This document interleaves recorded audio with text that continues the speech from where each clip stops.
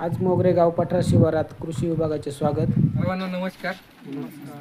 मी संतोष सादवे, मंडळ कृषी अधिकारी घोटी 1. आज डॉक्टर पंजाबराव देशमुख नैसर्गिक शेती मिशन अंतर्गत गावस्तरीय प्रशिक्षण मोगरे इथं आज आपण इथं जमलो आहोत.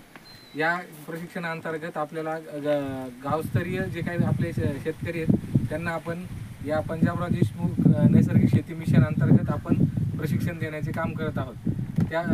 ते प्रशिक्षणामध्ये आज आपण जीवामृत तयार करत आहोत. तर जीवामृत हे कसं तयार करावं याबाबत आपल्याला पठार शिवार गटाचे सचिव माननीय गवारी भाऊ हे आपल्याला थोडक्यात मार्गदर्शन करतील की कसं जीवामृत तयार करायचं.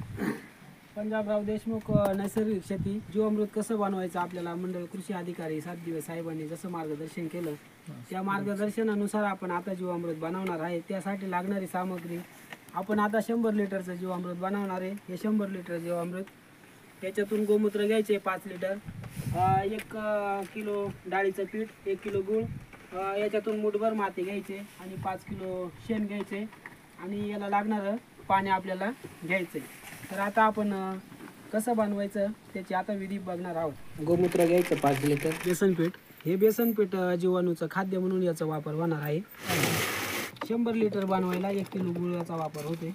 शेतातील जीवाणूयुक्त माती ही वडाच्या झाडाखाली असली तर अगदी चांगली असते कारण त्याच्या जीवाणूचा जास्त संपर्क असतो.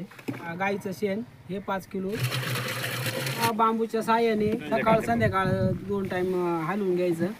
आणि हे आता आपल्याला जमिनीमध्ये जे सुप्त अवस्थेत असलेले जे जीवाणू असतात ते हे वाढवायचं काम करील आणि ते पिकासाठी आपल्याला चांगलं उपयुक्त ठरेल.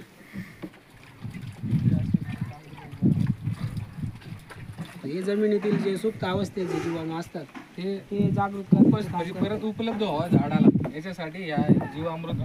पठार शिवार आदिवासी शेतकरी गटातर्फे कृषी विभागाचे आभार.